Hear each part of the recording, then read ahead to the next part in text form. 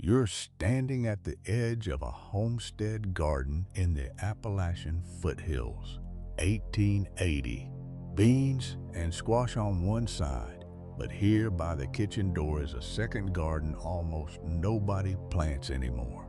Feverfew, yarrow, calendula, peppermint, a patch of plants that cost this family nothing, that came back every single spring on their own, and that handled the everyday aches and scrapes and fevers of frontier life when the nearest doctor was 3 days' ride away. It cost about $1 in seed once, and it fed the family's medicine chest for 100 years. And by the middle of the 20th century, an industry worth hundreds of billions had every reason to make sure you'd reach for a bottle instead of the backyard. And in the decades after 1910, they made sure you'd never think to grow it. After the last video, a flood of you asked the same thing. Food and soap? Fine. But what did they do when somebody got sick? There was no pharmacy. So, I went through old USTA farmers' bulletins, the history of American medicine and modern pharmacology, to give you the honest answer. Not miracle cures. I'm going to be straight with you about what these plants can and can't do, but the real story of the dooryard herb garden every family once kept, why it vanished, and what's actually backed by science today. Stay with me, because the most important thing I'll say in this whole video is a warning, and it comes near the end. Here's the fact that reframes everything. Roughly a quarter of all modern prescription drugs are derived, directly or indirectly, from plants. That's not folklore. That's the pharmaceutical industry's own foundation. Look at the most famous example. Willow bark had been chewed for pain and fever for thousands of years. Hippocrates wrote about it around 400 BC. In the 1820s and 30s, chemists isolated the active compound, salicin. In 1897, a chemist at the Bayer Company refined it into acetylsalicylic acid. You know it as aspirin, one of the most used drugs on earth, and it started as a tree the pioneers already knew to reach for. The pattern repeats over and over. The foxglove plant gave us digoxin, still used for the heart. The opium poppy gave us morphine. A humble mold gave us penicillin. Quinine from cinchona bark treated malaria for centuries. The point is simple and verifiable. The plants in that dooryard garden were not superstition. They contained real, active chemical compounds, and modern medicine was built by isolating and standardizing exactly those compounds. Here's the honest other half, though, and I won't skip it. The reason science isolates and measures these compounds is that a raw plant gives you an unpredictable dose. The same feverfew leaf can vary wildly in strength. That unpredictability is genuinely dangerous for a serious illness, and it's the real, legitimate reason medicine moved towards standardized pills. So when I tell you the pioneers used these plants, I'm telling you what's true. They worked for minor, everyday complaints, and they were all anyone had. I am not telling you to treat a serious condition with a leaf. Hold both of those facts at once, because the rest of this video depends on it. Now let me show you the garden itself, because it was real, it was widespread, and it was remarkably consistent from farm to farm.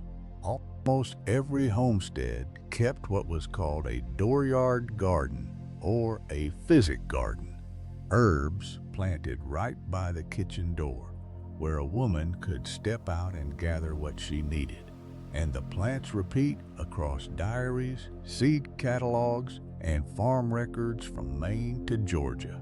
Peppermint and spearmint for upset stomachs, and that one's well supported. Peppermint oil is studied today for digestive complaints. Chamomile, brewed as a calming tea before bed. Feverfew, whose very name tells you its job, and which modern research has actually studied for migraine prevention with mixed but real results. Yarrow, packed onto cuts to slow bleeding. It's been found to contain compounds that aid clotting, which is why one of its old names was soldier's woundwort. Calendula, pot marigold, salved onto scrapes and chapped skin, and still found in skin ointments today. Garlic and onion, eaten hard at the first sign of a cold. Willow bark for aches and fever. The aspirin of the dooryard. Horehound, boiled into candy for coughs. It's still in old-fashioned cough drops. This isn't tradition for tradition's sake. It's applied botany, refined over a century by people who watched closely which plant helped which complaint, and passed it down because the alternative was nothing at all. They were doing, by observation and inheritance, a rough version of what a pharmacologist does in a lab, matching a plant compound to a symptom. And here's the part that matters most. They use these plants for the small stuff, a cough, a scrape, a sour stomach, an aching joint, trouble sleeping. For the big stuff, a burst appendix, pneumonia, a difficult birth, a deep infection. Frontier families died at rates that would horrify us today. The dooryard garden was never a hospital. It was a medicine cabinet for minor ailments. Romanticizing it into more than that is exactly the lie I'm not going to tell you. So if every family grew this, why did it vanish? Why does almost no one keep a physic garden now? And why does the word herbalism make a modern doctor wince? The turning point has a name and a date. The Flexner Report, 1910. Abraham Flexner, funded by the Carnegie Foundation, surveyed every medical school in the United States and Canada and wrote a scathing report. And here's the honest part. A lot of his criticism was fair. Many schools were diploma mills, teaching nonsense, producing dangerous practitioners. The reforms that followed genuinely raised the standard of medicine and saved countless lives. I'm not going to pretend the old anything goes era was some lost golden age. It wasn't, but the Flexner Report did something else too. It standardized American medicine around one model: laboratory science, pharmaceuticals, the kind of training that required expensive labs and big institutional funding. Schools that taught herbalism, homeopathy, and other traditional approaches lost their accreditation and closed. The number of medical schools was cut roughly in half over the following years. The money behind the reforms came from the great industrial foundations, Carnegie and soon Rockefeller, and the medicine they funded was the medicine that aligned with the emerging pharmaceutical industry. Then came the regulatory machinery. The Food and Drug Administration grew through the 20th century, and a key principle took hold. You cannot market a substance as treating or curing a disease without expensive clinical trials proving it. That principle protects you from fraud. It's genuinely good that someone can't sell you snake oil claiming it cures cancer. But it also means a plant that no company can patent, because you can grow it for free, will almost never get the hundreds of millions of dollars in trials needed to make a legal medical claim. Not because it doesn't work, because there's no one with a financial reason to prove it. So the dooryard garden didn't get banned in some dramatic raid. It got something quieter and more permanent. It got left out of medical schools, left out of pharmacies, left out of the culture.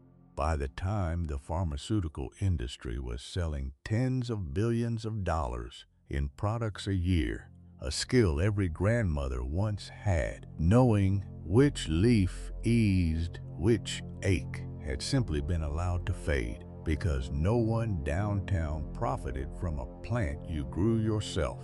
Now, if you're thinking this is interesting, but you're not about to replace your doctor with a flower bed, good. You shouldn't. Keep your doctor. Keep your prescriptions. This next part is for you anyway. You don't need land. You don't need to give up modern medicine. You don't need to make a single medical decision based on a YouTube video. And please don't. What I'm offering you is smaller and more honest than a miracle. The ability to grow a handful of genuinely useful plants for the minor, everyday stuff, the way your great-grandmother did, and to actually know what's in the tea you drink and the salve you put on a scrape, a pot of peppermint on a windowsill for an upset stomach, chamomile for a calming cup at night, calendula in a window box to make a simple skin salve, a clump of yarrow in the yard. These are low-risk plants for low-stakes problems, and growing them costs a few dollars in seed and gives you something the pharmacy can't: independence for the small things and the knowledge itself. But here's the line you do not cross, and I'm going to be blunt because I'd rather lose your click than mislead you. If something is serious, chest pain, a high fever that won't break, a wound that's infected, anything that frightens you, you see a doctor. These plants are for the scrapes and the sniffles. They are not a substitute for medical care. And anyone who tells you otherwise is selling you something. I'm going to show you the safe, sensible version. Here's how a careful person grows and uses a starter dooryard garden today. I'll keep it to the lowest risk, best supported plants. Start with 4: peppermint, chamomile, calendula, and yarrow. A packet of seed for each runs $1 or $2. The whole garden is well under $10, and most of these come back year after year. Peppermint is so vigorous it's best kept in a pot so it doesn't take over. Chamomile, calendula, and yarrow are happy in a sunny patch or a window box. None of them needs special soil or skill. These are some of the most forgiving plants you can grow. For use, the 2 simplest preparations are a tea, what herbalists call an infusion, and a salve. For a tea, pour just boiled water over a spoonful of dried leaves or flowers. Cover it so the oils don't escape with the steam. Steep 5 to 10 minutes. Strain. Peppermint tea for a heavy stomach after a big meal. Chamomile in the evening. That's it. That's the same method used for centuries. For a simple skin salve, gently warm dried calendula flowers in a neutral oil, like olive oil, for a couple of hours on the lowest heat. Strain out the flowers and stir the infused oil into a little melted beeswax until it sets soft. You've got a calendula salve for chapped hands and minor scrapes. The same thing sold in health stores for far more than it costs to make. Now the safety rules, because this is where it actually matters. 1. Positively identify any plant before you use it. Many useful plants have toxic lookalikes, so grow from labeled seed. Don't forage blind. 2. Introduce one thing at a time in small amounts because anyone can have an allergy. 3, and this is the big one, if you take any prescription medication, are pregnant, or have a chronic condition, talk to a pharmacist or doctor before using herbs, because real plant compounds can interact with real drugs. That interaction risk is proof these plants are pharmacologically active, which is exactly why you respect them. The full dooryard garden, every plant, what it's traditionally used for, what the actual evidence says, how to grow and prepare each one, and a plain language safety guide for every single one. I've put it all together in one place. Links in the description. But stay here, because the next part shows you this knowledge is older than America itself. Let me tell you about a woman I'll call Ruth in rural Tennessee, because her approach is exactly the balance I'm describing. Ruth is 58, a retired nurse, which is the part that makes her story worth telling, because she's the last person to fall for nonsense. A few years back, she got frustrated watching her family reach for a $12 bottle of something at the drugstore every time someone had a mild stomachache or couldn't sleep. So she put in a small dooryard garden off her back porch. Mint, chamomile, calendula, lemon balm. Her real numbers, because she's a nurse and she tracks things. She figures the household used to spend somewhere around $150 to $200 a year on over-the-counter odds and ends, antacids, sleep teas, cough drops, skin creams, a good chunk of which she's replaced with things from the garden for the cost of seed and a little time. But here's what she'll tell you in her own words, and it's why I trust her. The savings aren't the point, and she never, ever uses the garden for anything serious. A stomachache, a scrape, a restless night, the garden, chest pain, a real fever, an infection, she's on the phone to a doctor before she's off the porch. She didn't reject medicine. As she puts it, she just stopped paying a premium for the small stuff her grandmother handled from the yard. That's the model, not instead of the doctor, alongside common sense. And here's what tells you this was never a frontier fad. Every culture on Earth, completely independently, built the same kind of garden and reached for the same kinds of plants. Go back to ancient Egypt. The Ebers Papyrus, around 1500 BC, lists hundreds of plant remedies: garlic, juniper, aloe, castor, many for the same minor complaints the pioneers treated. The Egyptians were doing 4,000 years ago exactly what that Appalachian woman did at her kitchen door. In ancient Greece, Hippocrates cataloged willow bark for fever. In the 1st century, a Greek physician named Dioscorides wrote De Materia Medica, describing some 600 plants and their uses, a book that remained the backbone of Western herbal medicine for over 1,500 years. In China, the tradition of herbal medicine stretches back thousands of years and is still practiced alongside modern medicine today. In India, Ayurveda did the same. Medieval European monasteries kept physic gardens. The monks were the pharmacists of their age, growing and recording the same kinds of herbs. And the indigenous peoples of the Americas had perhaps the deepest plant knowledge of all.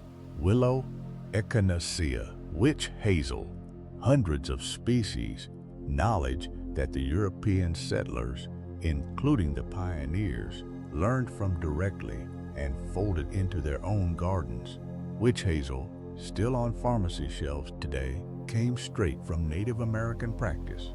Egypt, Greece, Rome, China, India, the monasteries, Indigenous America, the frontier homestead, not one of them shared a textbook, and every single one, faced with the everyday aches of being human, reached for the same answer.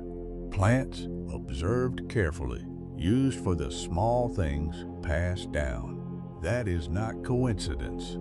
It's the simple fact that plants contain real compounds, and humans have always been smart enough to notice. The pharmacy aisle is the descendant of that dooryard garden. It took those same compounds, measured them, made them safe and predictable, and that was a real advance. But it also put a price tag and a patent on what used to grow for free by the kitchen door, and then let the world forget the garden ever existed. The industry didn't lose this knowledge. It simply made sure that when you felt unwell, the only answer you'd been taught to see was a bottle on a shelf. So here's where we land.